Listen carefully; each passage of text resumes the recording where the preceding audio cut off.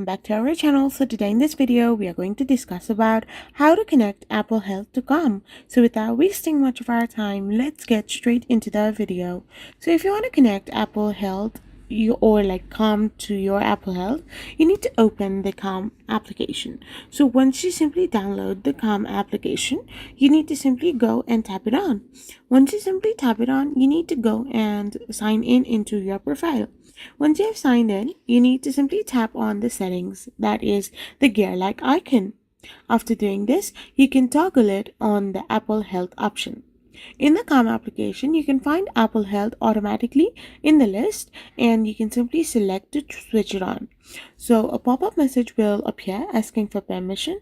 Simply tap turn on all or select the specific data category you want to share. So if you're using Apple Health, then you can go in Apple Health application. Under the privacy section, you can select apps. You can find Calm right over there. Simply tap on that and you're all set. I hope you found this video helpful. So don't forget to hit that subscribe button and do give us a thumbs up. We will be back again with more informative videos. Thank you for watching.